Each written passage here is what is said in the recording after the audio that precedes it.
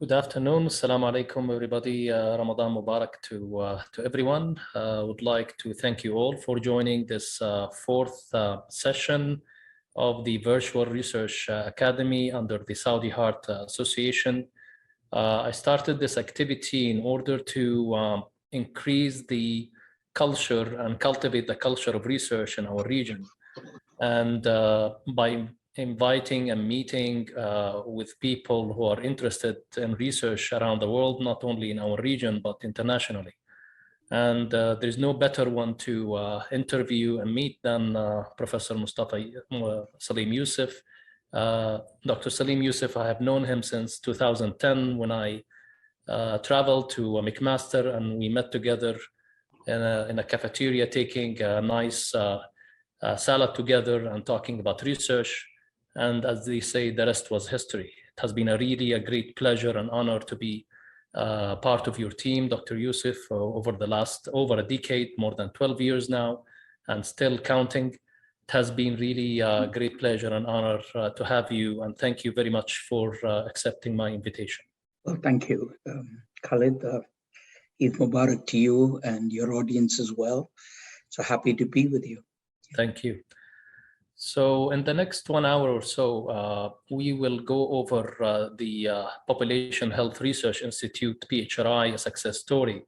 And would like, before we start, to really housekeeping kind of comment that please, for those who are attending the session, feel free to send your questions and answers to Dr. Youssef around this topic. So before we start about the PHRI story, we cannot start about this great institute without talking about the leader, yourself. And obviously the many people that you've been collaborating with and leading as well.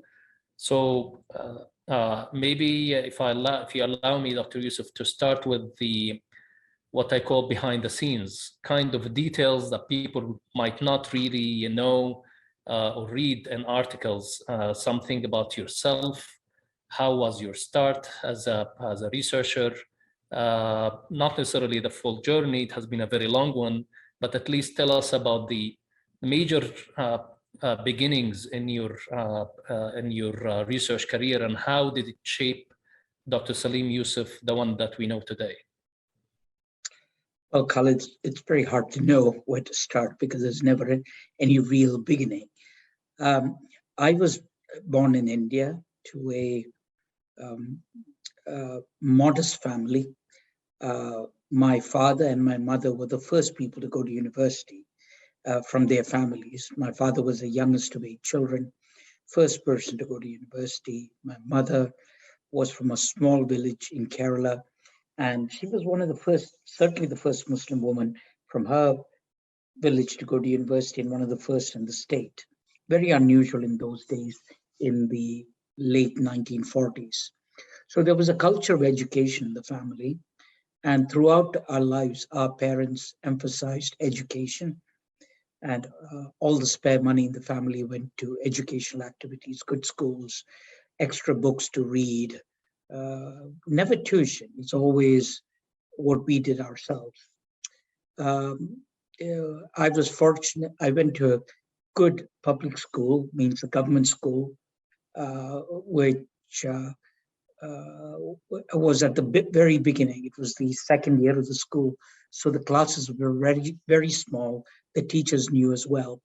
And in the school, I was instilled with a spirit of going beyond the books, especially in biology. I enjoyed it. So in school, I was using university textbooks because I was interested in going beyond the standard curriculum.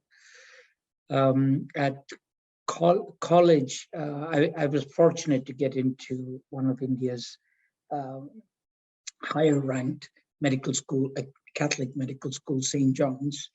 And most 80% were Catholics, but a few seats were for non-Catholics, and I was fortunate to get one of them. But it was a very mixed and secular environment. Again, a small medical school, only 60 students. The smallness throughout my career probably played a big role because you had personal interaction with friends, with teachers and others. And I think I did reasonably well in college, winning quite a few of the university medals and graduated as the best all-round student in my class. I used to play hockey, got involved in other activities as well. I mean, hockey, I played hockey for the college and the university. And then I was fortunate, and during my internship, I worked in rural areas. I mean, we were required to do, and most people did their morning clinic and went home. But when I did my rural posting, we noticed there was a lot of waterborne diseases in the villages where we were. And so we investigated the causes, found out that the wells were contaminated, did decontaminated the wells, came up with a project, raised the money to buy the chlorine, got manpower, that's the high school students with whom I played volleyball. So, we had no resources, but we created the resources. So without thinking, I started to learn how to create resources rather than asking anybody for money.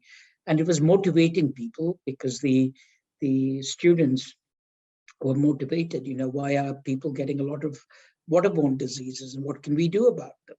And, I used to play volleyball with them in the evening after the clinic and after their classes because the volleyball court was right behind the doctor's quarters. So this is another part. You make friends and then the friends help you achieve things. So it was, it wasn't as if I had a planned strategy for motivation. It just happened.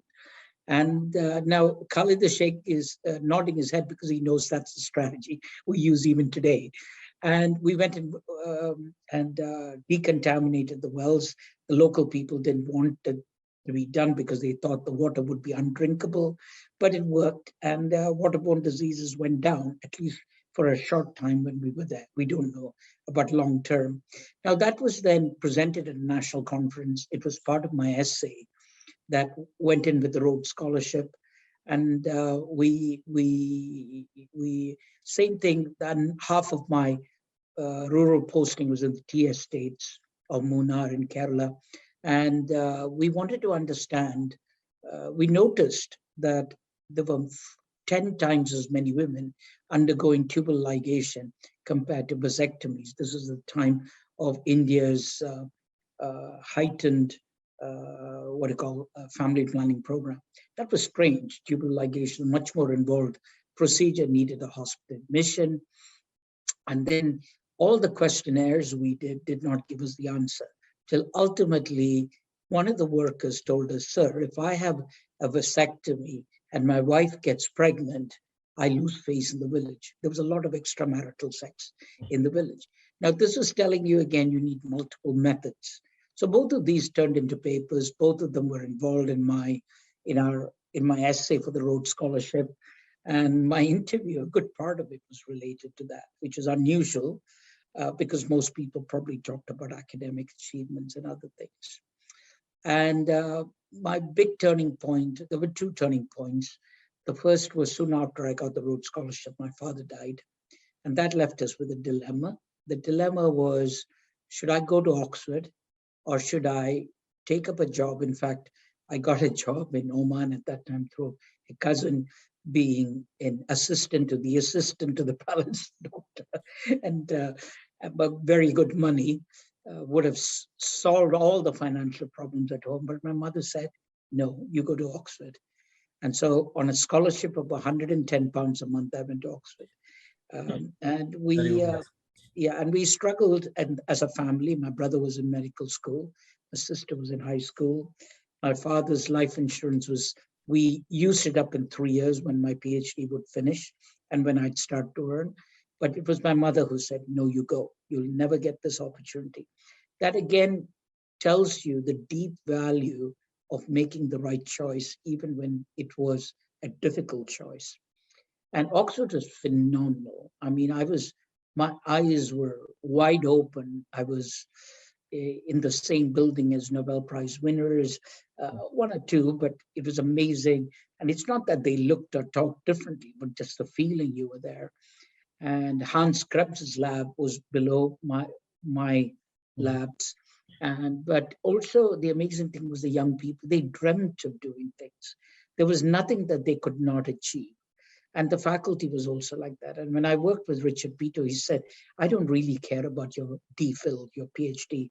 All I care is you do good work. So then the goals of the culture of big goals, the culture of not worrying about obstacles, but systematically working through the culture that if it took you 5 years or 10 years to achieve your goals, that was okay. You went for it. And so Oxford was phenomenal. I was also fortunate to have superb mentors, Richard Peto and Peter Slight, very kind people, supportive people. And then I had career choices to make. And when I finished my cardiology, I won't say, the British system in those days was a bit chaotic, not structured. So when I finished my membership and a 2-year registrarship, or 3 years as registrar in cardiology, I was had the opportunity to go to the US, and there were multiple opportunities. I got a fairly good job offered at a reputable university in southern US. Money was quite good. They'd get me a green card, but NIH offered me a one year job as a visiting scientist. Salaries was 1/3 lower, no green card, and I chose it because it was a hard one. Because my mentors told me, go where you think the real stuff that you want to do is happening. I would have been much more financially secure and family-wise secure in the other job. I won't say which university; it's a good university. Anyway, again at NIH, there was a spirit. We could change the world. You were working with the best people in the US. So here I was at the age of 31. I had an opportunity to do something major. And when I went to NIH, they told me, you can work on hypertension. We've got a major hypertension trial that's funded. You just have to, it's also designed, we've done many hypertension trials. It's an easy one to just take the previous studies and modify it and do it. And it's a big study of 4,500 people, hypertension in the elderly. Or, we want to develop a new program in heart failure, and nobody's ever done it. It's going to be quite a challenge. So I said, I'll do the heart failure study. And that was solved. And so subconsciously at every turn, I was taking the more challenging option without actually saying it is more challenging. It just seemed that the challenge itself brought excitement, innovation with it. And then after 8 wonderful years at NIH, where I made wonderful friends, learned a lot. I was a part-time clinician, only 2 months a year I'd do as an honorary attending at the Naval Medical School, joining the regular attending. So I was a part-time clinician, not a full-time clinician. Anyway, McMaster offered me a job, and I was 39, and to offer the job as chief of cardiology, head of cardiology. And they said, we want you to build a strong academic program. Again, there I had 2 alternative job opportunities, both with substantially more money for myself and to start a program. But that's when my mentor, again, I consulted, and they said, go to where the people are. Because what do you do with money? You just get people. So if the people are already there, you don't need the money. Very good advice. There was David Sackett, Jack Hirsch, John Cairns. And the more important thing is, if there is an environment where people are successful, it means there's a good culture. Culture is very important throughout. And that's where we started. And we gradually, very rapidly, I was passionate about building one of the best programs in the world, but I didn't know what a best meant. I didn't know how to do it. But anyway, you muddle through, and with very little resources. Professor Hirsch won 2 prizes, and he gave me the money from that, and said, after some discussion, he said, the money is yours. you do what you want. So he trusted me to use it sensibly. I used about a third of the money the first year to build a national collaboration, and that's how the HOPE study was born. It was an idea I had from my NIH days, because in the SOLVE study, not only did we have a reduction in mortality and in heart failure, we also had a reduction in heart attacks, which nobody could understand, because the blood pressure lowering was small and heart attacks is not an issue in people with heart failure. So what on earth was this happening? So although we published in the Lancet and the p-values were off the chart, people didn't believe it. So I wanted to prove it. But then we tested it in non-heart failure, high-risk people. And it was a long journey. It was very hard to get funded. But we ultimately got funded from 14 or 15 sources. And after a 7 or 8 year journey, we had a spectacular result. That made people in the world wake up. And then that led to studies after studies. And throughout all of this, I was fortunate to have attracted around me a lot of good young people. Jackie Bosch, who ran the HOPE study, she had just finished, she's a a rehab specialist. She just finished a master's in epidemiology. She had never done any research or managed a project, but she had good ideas how to do it. Janice Pogue, who was a statistician, was a young green statistician with 2 years of experience after a master's. But again, she struck me as somebody with a spirit and sense. Herzl Gerstein, my partner in diabetes research, was the head of diabetes, banged on my door and said, "You have to study diabetes in HOPE." And I said, "Go away." And he wouldn't go away till I agreed. So, it was a young group. We didn't have any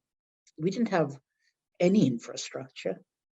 We didn't have computing, finance, contracts, none of the things, no coordinators, nothing, no staff. Artificial intelligence. Yeah, there were just 3 or 4 of us, and we had 2 computers between us. So people were fighting. I was fortunate because 2 people from my Oxford days wanted to come and be my fellows. A bright person from Toronto, Eva Lon, said, "I'd like to come and work with you." So we attracted really bright young people. What I didn't realize is that the work that I'd done in Oxford and at NIH was being widely recognized. And so that there was a spirit. So here at the age of just short of 40, I was creating a team. And we were also lucky. The first grants that we put in for the HOPE study, I had the senior people like Dave Sackett, Jack Hirsch, John Cairns, although they were not co-investigators, they commented and helped me improve the grant. So the grant got a very high score and got funded. So it was many people helping that got us started. And again, other people at McMaster who had experience in data management helped us set up our data management system. Wayne Taylor, Dave Sackett, and Jackie was facile. And her boyfriend and then her husband was a whiz at computing, and he would come and help us. Again, no money involved. It's just friendship and a spirit of generosity. So throughout my life, I've benefited from the generosity of colleagues, of seniors. I have been fortunate to attract good people with a great spirit around me. And that's how we started, Great, fascinating, Dr. Yusuf. It's amazing how, no matter how challenges you had, you actually took the least traveled route. And yet that paid off later on. Now, let's now move on to the PHRI. I remember when we met in 2010, you told me it was like a small department, if I understood correctly, in the basement in Hamilton General, and now it's a state-of-the-art research institute in McMaster, one of the beautiful glass buildings, one of the most beautiful glass buildings in the whole region, probably. So tell us about that. How was the start? You told us a little bit now, but how did you form team together? I get a lot of questions now in the Q&A saying, how do you collaborate in research? How do you motivate people? How do you start from nothing to a state-of-the-art research institute? So how was the beginnings? Well, the beginning we didn't have an institute. We just had a small research group around me, and we called it the Preventive Cardiology and Therapeutics Research Program. It was part of the Henderson Hospital Research Center, which Jack Hirsch was the leader. And Jack was an inspirational figure, and he was also not a controlling figure. So he gave us funds. He gave me a lot of mentorship. I'd probably spend about 4 hours a week talking to him after hours on the phone for advice, both political and scientific and administrative. So we started that way. And we had 3 good projects, actually 4. Pure Oasis, the first Oasis study, which was Hirudin in ACS, and then Core, a study in acute MI. The core thing was toxic, so it was dropped. Hirudin actually worked. Unfortunately, it's not used. But Hope was spectacular results. And we also started our first case control study of why South Asians get heart attacks. It's something I've always wanted to address, being South Asian, and given the fact my father died at a young age for an MI. So I donated some of my honoraria from lectures to my medical school in India, to St. John's, to start the study. And just in one center, they recruited 300 cases of MI and 300 controls, very carefully done, published in the Lancet, first paper on the cause of heart attacks there. And Prem Pius, then an associate professor in medicine, later on professor, and then dean, lovely man, he initiated it. Then in Canada, Sonia Anand, who was then a resident, came to work with me, and she and I were interested in ethnicity and cardiovascular disease. She's South Asian in origin. And so we started a small study in Hamilton that became a 3-center study in Canada, and that was published in the Lancet. It's called SHARE. So we had these little things with modest money we started, but each of these, Prem led the study in India, Sonia led the study in Canada, I led Hope, but Jackie and Herzl took the lead on the diabetes part. So we were sharing the leadership, not as a deliberate act of generosity, but how do you do 5 studies at the same time if you try to do it all yourself? And anyway, a lot of it was their ideas. So we just worked as a team. It was that trust between us that started it, and that mutual commitment that we were here to do something important. We were, that stage, we weren't saying we're going to be the best in the world, or we're going to change the world, or we're going to save 1 million lives. None of that. We were just trying to answer these questions. And we were fortunate in Canada. When I was at NIH, I had done the DITCH study, and we had 100 centers in Canada collaborating in the DITCH study. And when I came to Canada, they all joined me. So I had a collaboration ready. People like Gilles Dagenet and Montague were the leaders. And we created a distributed model where we had regional hubs called regional centers, who then connected with district and small hospitals in each region. So we had about 8 regional hubs. Between them, we had 110 centers. And regional coordinators, and we would meet once a month by conference call. And then it all started. So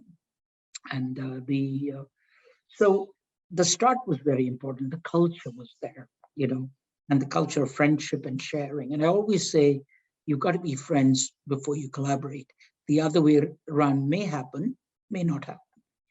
So that was the first thing. Then as these studies happened, we started to build infrastructure.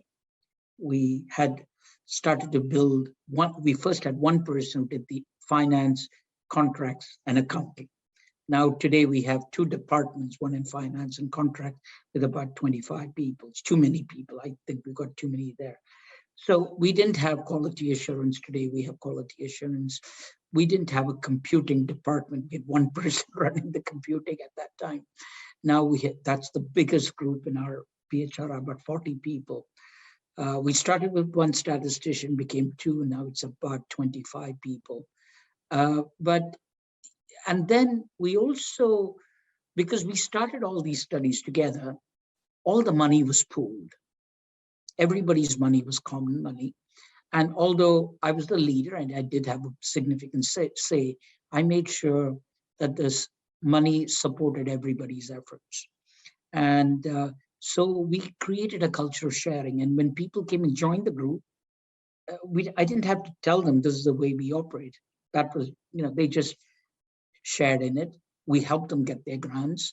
And if the grants had a deficit, we would share in the deficit. If they had a profit, it would go into the pool. And it wasn't like there was a formula or written rules or anything like that. It just happened. And people felt that was the right thing. That allowed us to build our infrastructure. Otherwise, because the university did not give us any money, and nor the hospital. And then we gradually took over one floor, then 2 floors in the Hamilton General. That's when the hospital said, you need a separate building, you're really getting quite big. And Jack Hirsch said, you need your own institute. You're now bigger than the rest of his institute. And he was very supportive. So it all was gradual. And then we wrote grants and we raised $50 million. The hospital also raised $50 million. And that's a big building. You see, half of it is where we were. So that's the building. And then I had collaborated with people around the world before. And those, when I was at Oxford through the ISIS trials. So when I came to McMaster, I wrote to them. And the HOPE study had 19 countries. So they all joined in.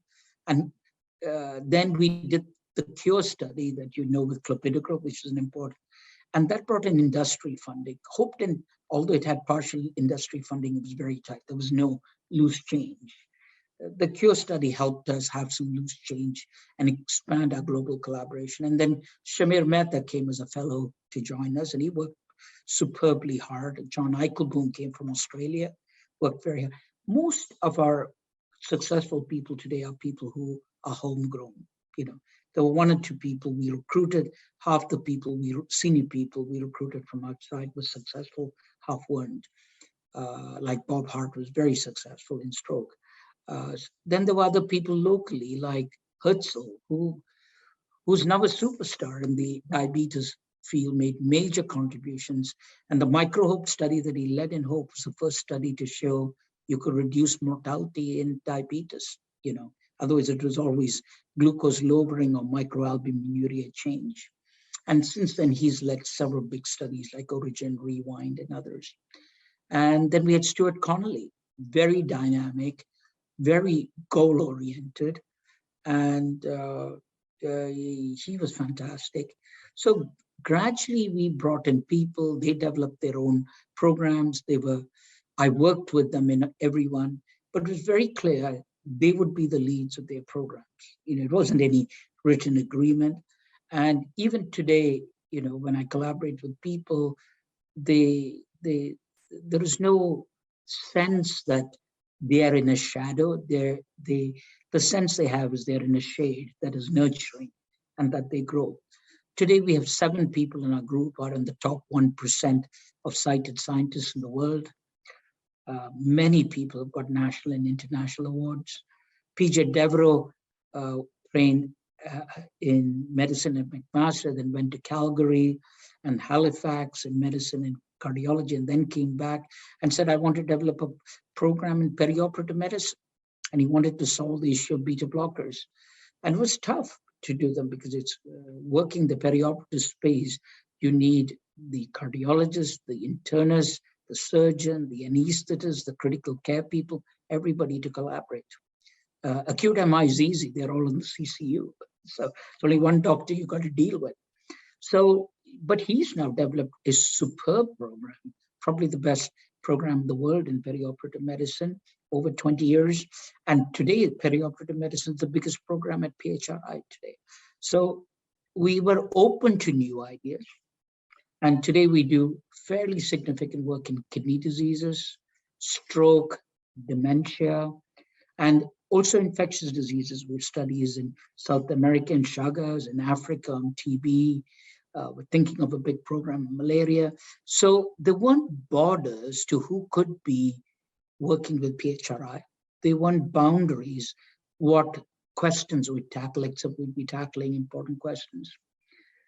Now, the India case control study led to InterHeart, because if you could do it in one center in one country, we then expanded it to multiple centers in India, and then we expanded it to multiple places in the world. And you will laugh when I tell you, InterHeart started with $50,000. That's all I had. It was given to me by a person I knew in industry, and I asked him for help, and he said, I've got a little bit of money left at the end of my fiscal year, you can have it. And then I got my friends together and said, look, guys, I don't have whole money. I'm going to give you $5 per sub-patient, and will you help me? They said, sure. Yeah, this is where the friendship part comes in. So 5 for a case and 5 for a control, and that's all we paid in InterHeart. Yeah. And the other part of it is because we didn't have boundaries, we weren't going to only Western countries and high-tech countries. We had protocols that were applicable throughout the world. And many parts of the world, these people weren't part of research groups. So for them, it was fun. It was a novelty. And it's, you see, when you are working in your own institution, you have local politics. When you're working in your own country, you have inter-university or inter-institutional rivalries. But when you're working across the world, you know, who's going to compete with Riyadh from Papua New Guinea or from India? I mean, so there was mutual benefit from it. Of course, national collaborations also can be selfless and local collaboration. So that's how we built the network. Then after InterHeart, we did InterStroke. And then we realized the case control studies had limitations. So we established PHRI. And PHRI now in its 20th year. We started with, I often start my pilot studies in India and then my medical school, because there are people I trust and people who are willing to work with me because they believe in me without money or with minimum money. And that's how it all started. And when you're successful, we also shared funds with people. Then we created scholarships for people to come here and train for short periods, or sometimes even 2 and 3 years, and get MSCs and PhDs. We've trained probably, I don't know, 20 or 30 people from abroad, twice that many people within Canada. Then we created, when I was at the World Heart Federation, we created the Emerging Leaders Program that you know, which has now trained over 200 people. So I had this global vision because it was fun to work with people across the world. It was also a matter of leveraging resources. So, because as you know in PHRI, we don't have a whole lot of money to give each center, but each center, because they care for it, go out and raise money locally. And the local study belongs to them. The global study, everybody contributes to it, and they're still part of it. So it was that culture of coming together, we're stronger, we can do bigger things, but we can still do our own thing. And it was scientifically, we were stronger, financially, we were stronger by coming together, but also we have fun doing it. And I remember one of my colleagues from Philippines, Tony Dans, once called me and said, Salim, you know, I've been approached by this American network to participate. They'll give me a lot of funding regularly for 5 years, guaranteed. What should I do? I said, Tony, you should do what you want to do. So I said, okay. 1 month later, he called me and said, I've decided I'm going to continue to work with you. I told him sorry. And I asked him why. Well, I have a lot more fun working with you. So you got to make it fun. So that's how all of this happened. Then we create our big biobank that has 3.5 to 4 million samples of blood. And when we first started biobanking, my colleagues asked me, what are you going to do with it? I said, I don't know. He said, you don't have a hypothesis? No, they'll come. The hypothesis will come. That was the days where only hypothesis-driven trial studies were considered proper. Today, we write 8 or 10 papers out of the blood samples from the biobank. And it's an investment in the future. So gradually we invested in an internal culture of excellence and sharing and mutual support. Externally, we invested in the same thing. As you know, when somebody writes a paper from anywhere in the world, they send it to me and my colleagues, and we give comments as if it was our own paper. And we try to elevate them. So by elevating other people, we elevated ourselves. And then we built this infrastructure from the studies, study by study.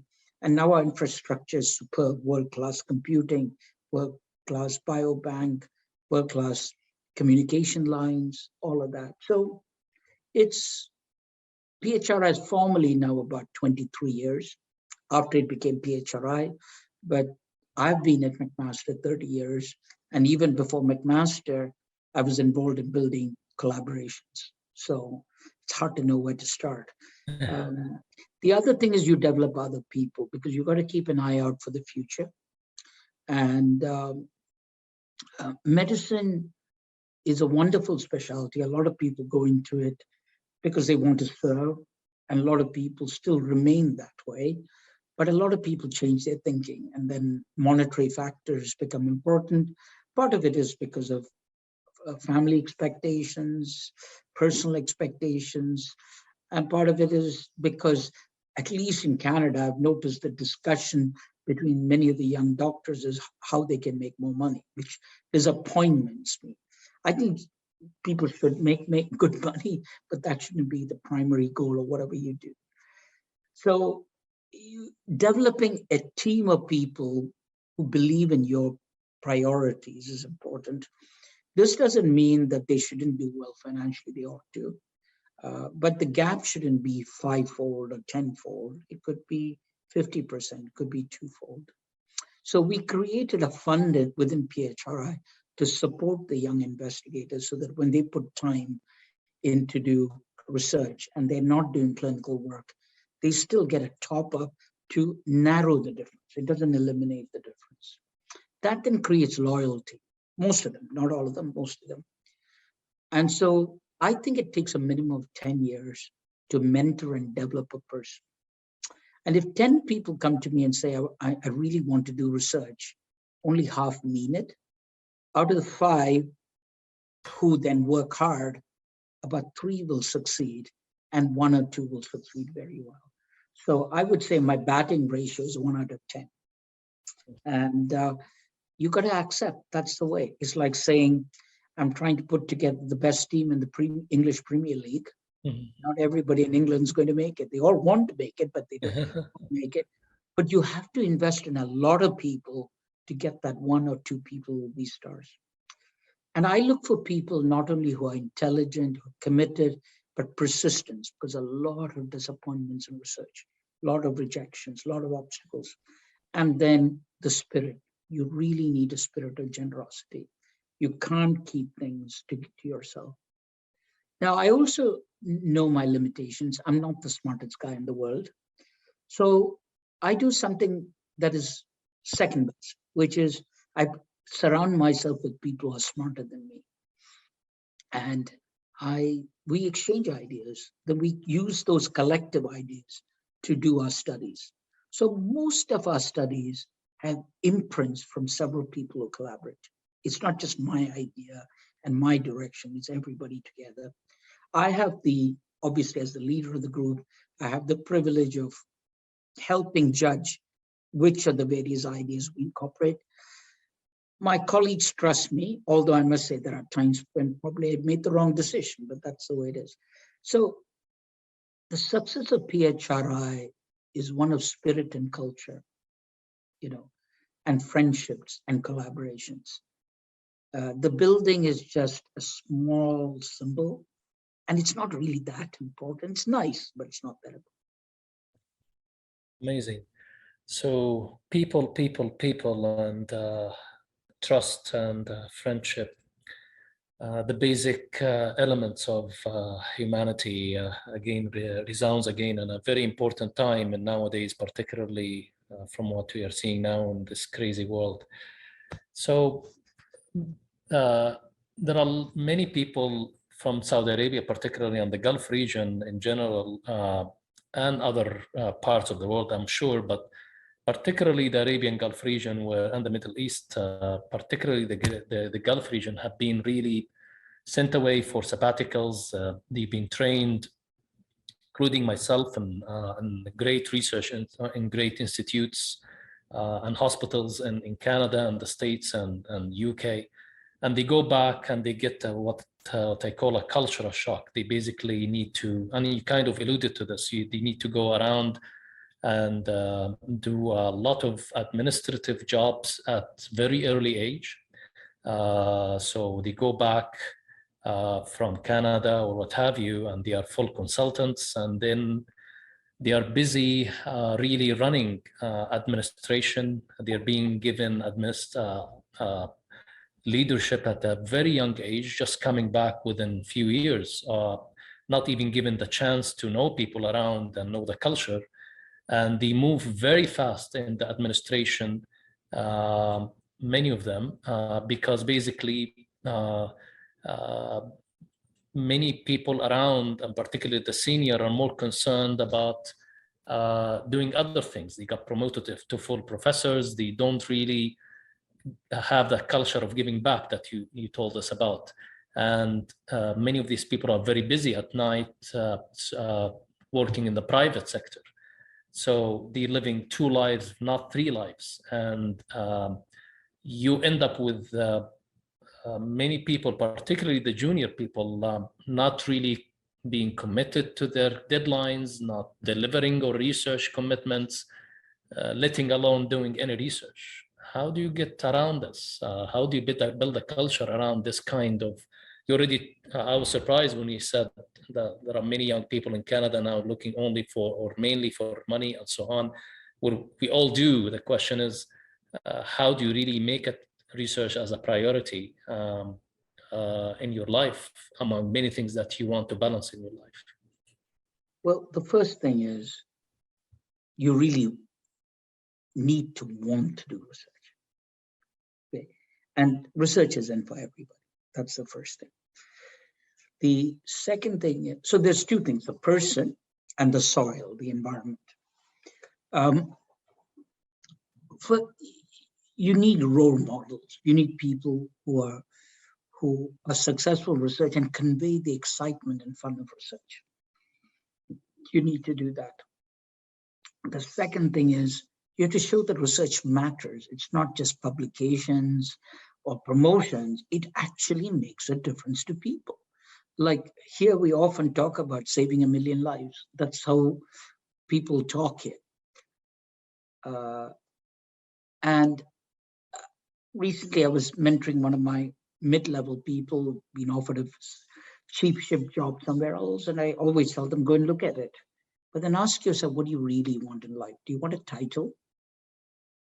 Or do you want to do something that leaves a lasting legacy? And I pointed out to a study the person did that changed his field and said, isn't that what you want to do again? And so now some people will still take the administrative line or the financial route or whatever. And there's nothing wrong, that's human spirit.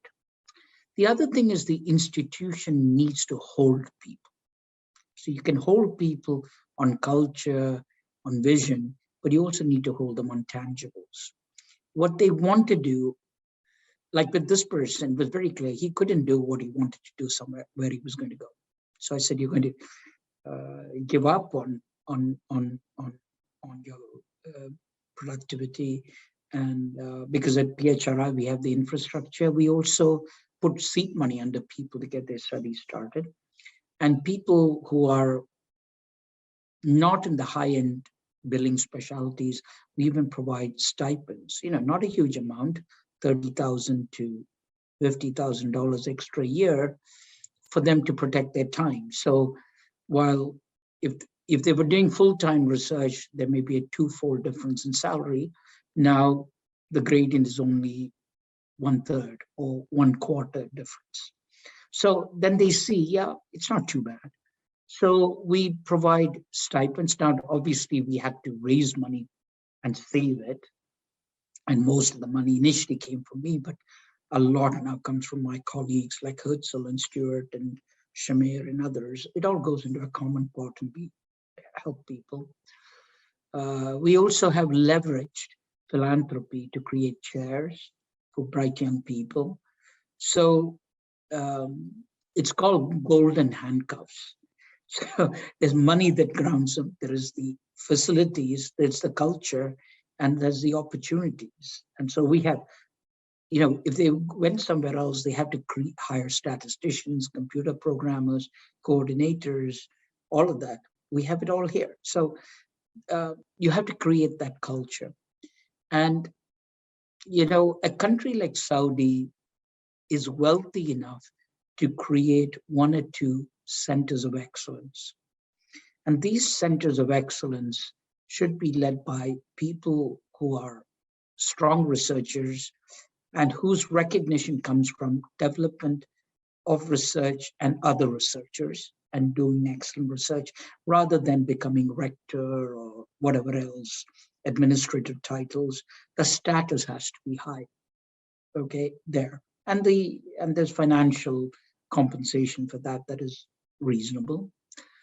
In your system, people doing private practice after hours is quite common in different parts of the world.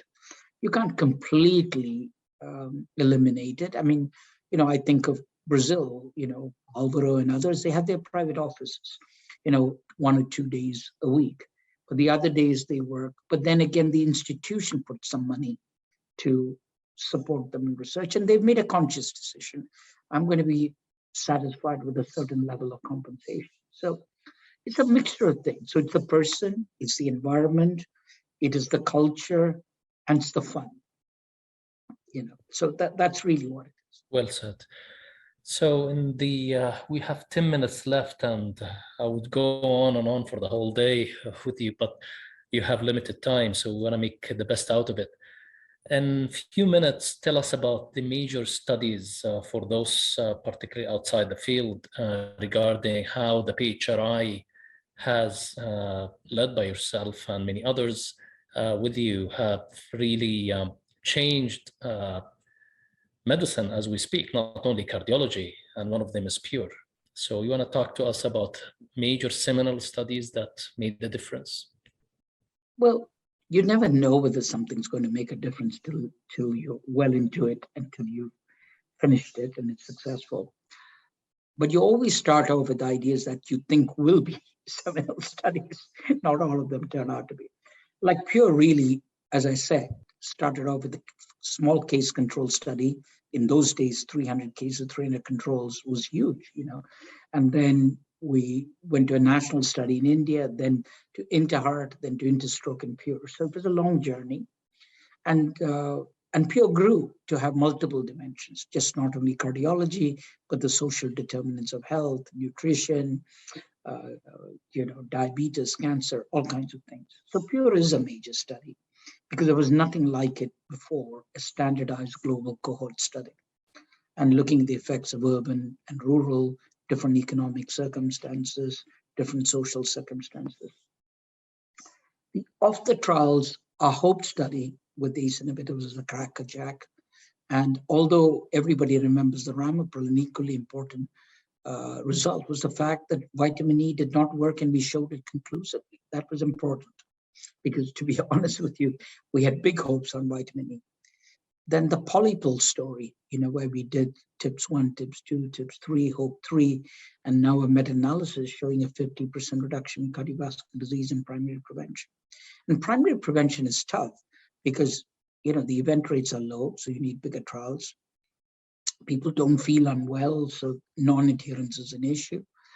But it's important because 80% of cardiovascular disease occurs in people who never had a previous cardiovascular event.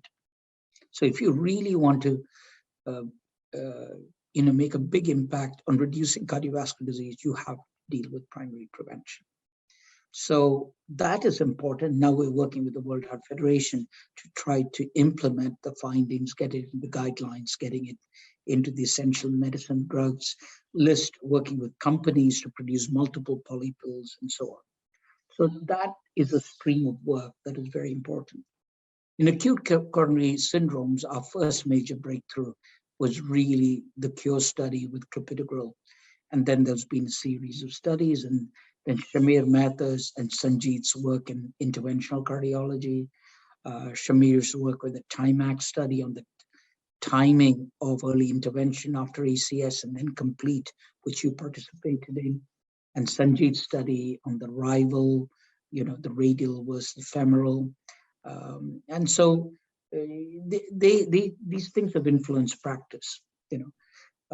Then in diabetes, MicroHope was the first study that showed a reduction in mortality with diabetes. And then Herzl went on to do other studies, including the recent Rewind studies that shows that a GLP-1 inhibitor also had a beneficial effect on clinical events, including dementia, which is the first time. We branched into surgery, and the most recent one is the left atrial appendage occlusion study in atrial fibrillation, conceptually a new thing. But it started with LEOS 1, which was a failure because the technique that we had didn't work. We had to refine it, did LEOS 2, and showed the technique worked. Then we did the big study. And Rich Whitlock, who led it, who's a cardiac surgeon, he's a superb surgeon. Believe me, he's one of our best technical surgeons and one of our best researchers. So this old idea that researchers aren't good clinicians is all silly. It's a myth. People who are good. And anyway, that's a crackerjack result. But it took him 40. He wrote 20 grants. He got about 11 grants funded, and that's how it all happened. Many of the studies that are generic, like HOPE or the interventional studies, are hard to fund, but you fund them. The other thing we do is when we do studies with pharma, which is more generously funded, we do two things. We add sub-studies, so we learn about the disease. We do factorial designs, so we test a second question for free, and we also use it to support the network, so that for our unfunded or poorly funded studies, we'd still hold meetings on the back, so one extra day there at a meeting, and the pharma study paid for it. So, you just have to be creative. These are some of the main studies, and obviously in atrial fibrillation, we've made major impacts. Stuart Connolly has. There are a few. There's some very interesting studies going on right now in genetics. We're doing now perioperative medicine. We've recently shown the value of tranexamic acid, published in the New England Journal a few weeks back. And we are now moving into a new model of healthcare delivery or virtual care, remote monitoring. And we've invested a significant amount of money to develop that. We're also invested quite heavily on the combination of biomarkers, genetics, genomics, proteomics, because some exposures like diet are so poorly characterized. And I don't think you can characterize diet any better than we do today with questionnaires. So our theory is anything you eat has to get into the blood before it causes disease. So we're doing it in a two-step fashion, trying to see what people eat, what does it correlate with in the blood, take the blood markers and correlate it with clinical events. And since some of it could be real and some of it could be an epiphenomenon, we're using Mendelian randomization to separate out reality versus confounding. So you can see we're open to new methods, and things are going on. Amazing. So Indala, we have like 3 minutes left.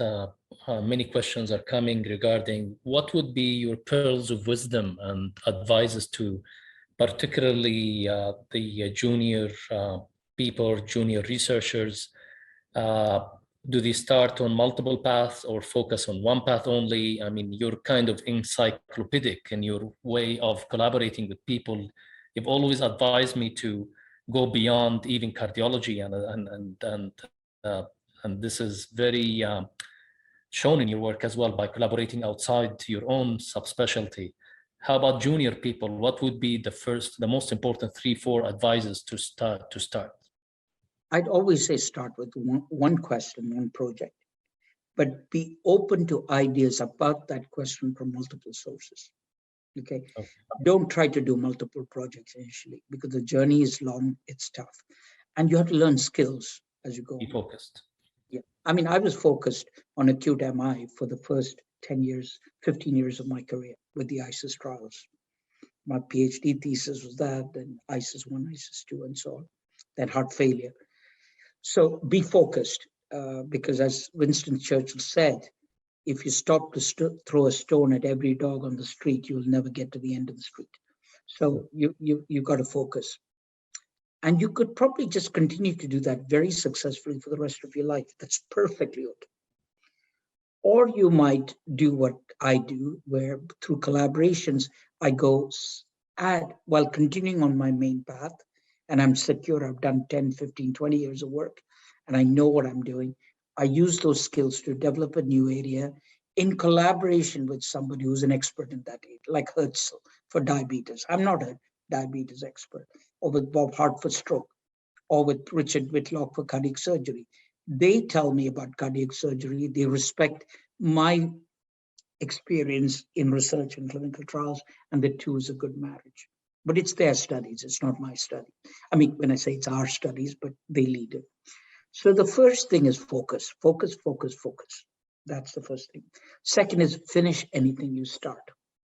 I always tell my young people, it's all very well to say, I had this idea, and I say everybody has ideas.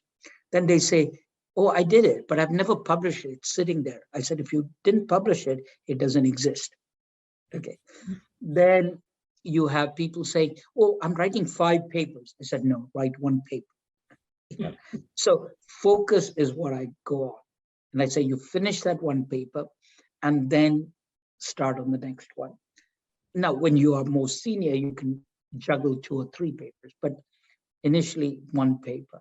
So focus is what I tell people. The young people, I'd also say, choose a good mentor, a mentor who has been successful, who will be kind, who you will respect. You have to respect your mentor. You can't keep, but with somebody you have an open relationship and you can discuss ideas.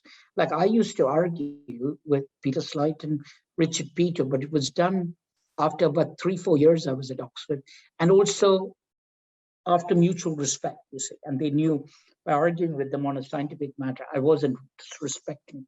But I tell the young people, don't start arguing on day 1. Listen, absorb, and then express your opinions. And be very transparent, I tell them, and share ideas.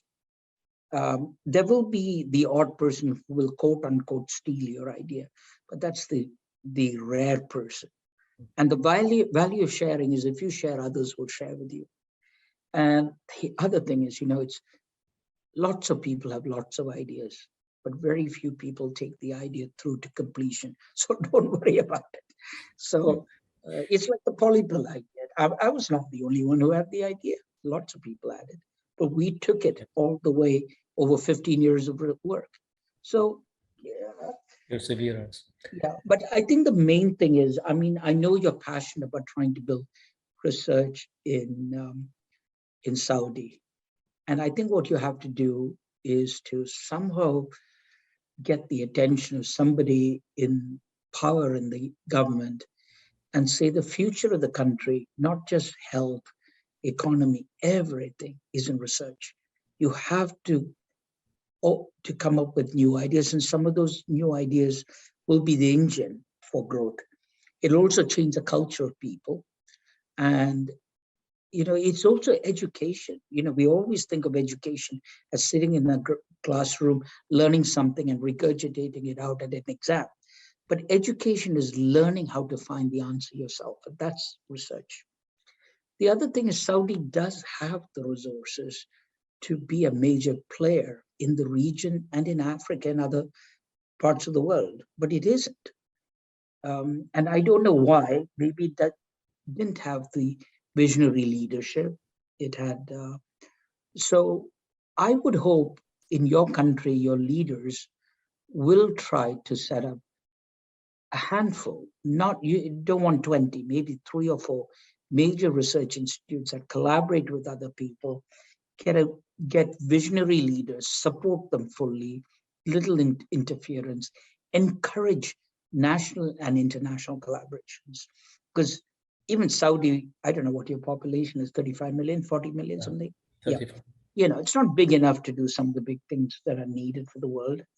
And so I mean, the reason the UK is a major leader in research is they look out of the windows and look at the whole world. They have units in Africa, Thailand, South America, all around the world. And malaria, the best research is being done by British scientists in malaria, TB, and so to have that global vision, which UK has, more so than the US. US is good too. So I would say it's one thing for us to discuss what can young people do, but what the institutions, the government, and the senior culture can do. And if you have the right institutions and the culture, the young people will come along. They see a career path for, Fair enough. Recently, there has been establishment of Saudi NIH. So I have been involved in moderating the cardiovascular workshop sessions in that to prepare for a national strategy. I'm hopeful from what I have seen. Hopefully that will encourage a major milestone change in Saudi and the region. Well, would like to thank you very much. This has been a great honor and a pleasure. As I have said, I would continue for another hour or two, but you are a busy man. So I'd like really to thank you very much on the behalf of the Saudi Heart Association and me personally as being part of and still being part of your research team since, 12 years or more and counting. And hopefully we can meet face-to-face very soon. That's great, Khalid, and thank you for your friendship and collaboration. You're the reason I'm collaborating in Saudi, and you know that. Right. I'm honored. And thank you for everybody for listening.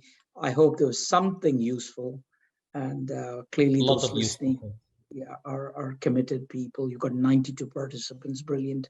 So good luck to everybody, and Ramzan Mubarak, and ultimately Eid Mubarak to you as well. Yes, Eid Mubarak to you and your family, and we'll have this session recorded and sent to you so you can share with your global network around the world, and hopefully other people in the world can benefit as well.